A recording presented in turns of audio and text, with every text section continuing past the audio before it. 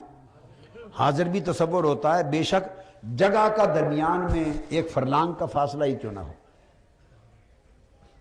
آدھے فرلانگ کا، 500 میٹر کا فاصلہ ہی کیوں نہ ہو، جسمانی طور پہ ہر جگہ ہر انچ پر موجود ہونا ضروری نہیں۔ جہاں جہاں آپ کے مشاہدہ نے کام کیا، آپ حکمن وہاں حاضر ہی تصور کیے جائیں گے۔ تو جو شاہد ہوتا ہے وہ حاضر ہوتا ہے، جو ناظر ہوتا ہے وہ حکمن حاضر ہوتا ہے، مگر ہر حاضر حکمن ناظر نہیں ہو سکتا۔ ممکن ہے بندہ موقع پر حاضر ہے مگر ہے نابینا، نابینا ہے، حاضر ہے مگر ناظر نہیں، اس کی گواہی نہیں قبول کریں گے۔ ہے موقع پر موجود مگر نابینا ہے، اس کی گواہی قبول نہیں ہوگی، مگر ہے مدینہ میں موجود اور دیکھ پوری کائنات کو رہا ہے، اس کی گواہی قبول ہوگی، کیونکہ وہ ناظر کائنات ہے، ناظر خلق ہے۔ تو جو ناظر ہوتا ہے، مشاہدہ کرتا ہے، وہ مشاہدے کی حد تک حکمن حاضر تصور ہوتا ہے۔ یہ بعض اوقات خیال آ جاتا ہے، یہ بعض احباب ایسا کہتے ہیں یا بعض سوچتے ہیں کہ اگر حضور علیہ الصلوۃ والسلام حاضر ہیں، ناظر ہیں، تو پھر آپ مصلی پہ خود کیوں کھڑے ہو جاتے ہیں، امامت ان سے کیوں نہیں کرواتے؟ ایسی سوچ یا ایسی باتیں جاہلانہ باتیں، لا علمی کی باتیں، بے خبری کی، نادانی اور گستاخی کی باتیں ہوتی ہیں، ایسی بات نہیں ہے۔ امامت کے حکام اور ہیں کہ امام ہو، آپ میں سے ہو، موجود ہو، جسمانی طور پر کھڑے ہو کے اس نے جماعت کرانی ہوتی ہے۔ اور آقا علیہ السلام کا حضور، جن کو ہم ہر وقت حضور علیہ السلام کہتے ہیں، ان فیکم رسول اللہ وفیکم رسولہ، یہ جو بار بار تمہارے اندر ہونا آیا ہے، یہ ہر جگہ موجود ہونا روحانی معنی میں ہے۔ کس معنی میں؟ اپنی روحانیت کے ساتھ ہر جگہ ہے، اپنی روح اقدس کے ساتھ ہر جگہ ہے، اپنے نور کے ساتھ ہر جگہ ہے، اپنی رحمت کے ساتھ ہر جگہ ہے، اپنی نبوت اور رسالت کے ساتھ ہر جگہ ہے، اپنی برکت کے ساتھ ہر جگہ ہے، اپنے توسل اور اپنی شفاعت کے ساتھ ہر جگہ ہے، اور سب سے بڑھ کر اپنی نگاہ اور مشاہدے کے ساتھ ہر جگہ ہے۔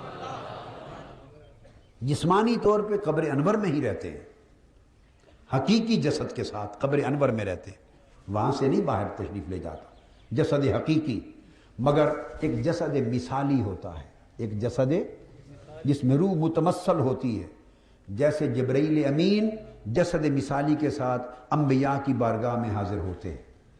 فَأَرْسَلْنَا إِلَيْهَا رُوحَنَا فَتَمَثَّلَ لَهَا بَشَرًا سَوِيًّا، ہم نے حضرت مریم کے پاس جبرائیل امین کو بھیجا، وہ سراپا نور تھے، فرشتے تھے، مگر ان کو متمثل کر دیا، جسم مثالی کے ساتھ بھیجا۔ فَتَمَثَّلَ لَهَا بَشَرًا سَوِيًّا، جسم مثالی کے ساتھ بھیجا، پورا بشر انسان بنا کر اس روپ میں بھیجا۔ تو یہ جسد مثالی ہوتا ہے۔ تو آقا علیہ السلام خود بھی، انبیاء یا اولیاء اور ملائکہ جسد مثالی کے ساتھ جہاں چاہیں جس وقت چاہیں جا سکتے ہیں۔ اگر کسی کو بیداری میں آقا علیہ السلام کی زیارت ہو، حصی طور پر موجود طور پر بیداری میں زیارت نصیب ہو، تو وہ جسد حقیقی نہیں ہوتا، کبھی بھی یاد رکھ لیں، وہ جسد مثالی ہوتا ہے۔ اور جسد مثالی سے وہ ایک وقت میں 1,00,000 جگہ جانا چاہیں تب بھی جا سکتے ہیں۔ ملک الموت 1,00,000 بندوں کا 1000 شہروں میں بیک وقت روح قبض کرنے کے لیے جا سکتا ہے، تو آقا تو ملک الموت جیسے کروڑوں فرشتوں کے آقا ہیں۔ ملک الموت تو حضور کے غلاموں میں ہے، ملک الموت تو حضور علیہ السلام کے غلاموں میں ہے۔ ملک الموت الذی وکل بکم، قرآن کہتا ہے موت کا فرشتہ ملک الموت وہ ہے جسے تمہارے اوپر مقرر کیا گیا ہے۔ الذی وکل بکم واحد کا صیغہ ہے، یہ موت کا فرشتہ تم سب پر موکل کیا گیا ہے، مقرر کیا گیا ہے۔ اگر 1000 آدمیوں کی بھی موت آئے ٹھیک 6 بجے، 1 سیکنڈ بھی آگے پیچھے نہ ہو، اور ایک کی سنگاپور آئے، ایک کی آسٹریلیا میں آئے، ایک کی پاکستان میں آئے، ایک کی امریکہ میں آئے، ایک کی بغداد میں آئے عراق میں، ایک کی افغانستان میں آئے، ایک کی فلسطین میں، ایک کی کشمیر میں، ایک ہی وقت پہ 1000 آدمیوں کی موت واقع ہو پوری دنیا کے 1000 گوشوں پر، تو فرمایا ملک الموت الذی وکل بکم، وہ موت کا فرشتہ تم سب پر موکل بنایا گیا ہے۔ تو وہ ایک فرشتہ 1000 جگہوں پر بیک وقت روح قبض کر لیتا ہے۔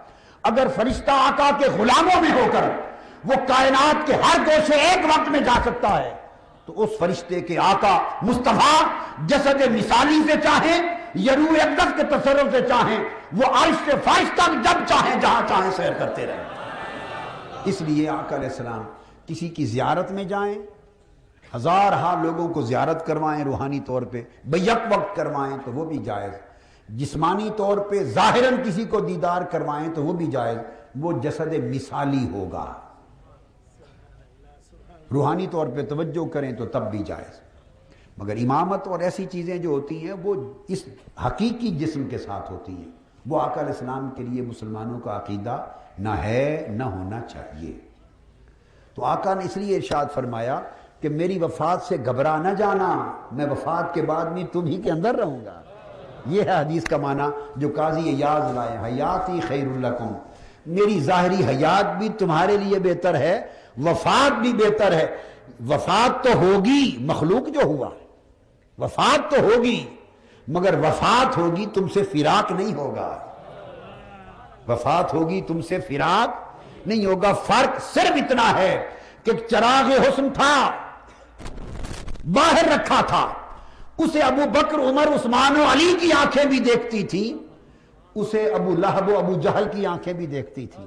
یہ تھی حیات، ظاہری حیات تھی، ابو بکر و علی بھی دیکھتے تھے، ابو جہل و ابو لہب بھی دیکھتے تھے۔ اب وفات سے اتنا فرق پڑ گیا کہ مالک نے پردہ لگا دیا، ابو بکر علی کی آنکھ والا ہو تو آج بھی دیکھتا ہے، ابو لہب اور ابو جہل کی آنکھ والا ہو تو اس کے لیے پردہ لگ گیا وفات کا، وہ نہیں دیکھ سکتا۔ تو وفات ایک پردہ بن گئی۔ پہلے چراغ بے پردہ تھا، چراغ بے پردہ تھا، چراغ حسن مصطفیٰ، چراغ حسن الہ بے پردہ تھا، مومن و کافر اپنے پرائے سب دیکھتے تھے۔ اسی وجہ سے تو اپنے جھکتے تھے، پرائے اکڑتے تھے، اپنے مانتے تھے، پرائے انکار کرتے تھے، اپنے ادب کرتے تھے، پرائے گستاخ ہوتے تھے، کیونکہ ہر ایک کو دیکھنے کی اجازت تھی۔ اللہ نے فرمایا حبیب یہ 63 برس کرم عام بڑا کر دیا، اب وفات کے پردے میں تمہیں رکھتے ہیں تاکہ بدبخت گستاخ نہ دیکھ سکے نہ کوئی بات کر سکے۔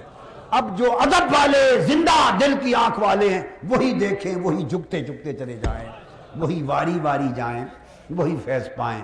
اور جنہوں نے ماننا نہیں، وفات کے پردے نے ان سے اوجھل کر دیا، وہ دیکھنا ہی نہیں ہے، وہ دیکھنا ہی نہیں۔ تو آقا نے اشارہ دے دیا کہ میری حیات بھی بہتر ہے، وفات بھی بہتر ہے، فیض کم نہ ہوگا۔ تو یہ اس حدیث پاک کا بیان تھا، اس کو ہم ختم کرتے ہیں۔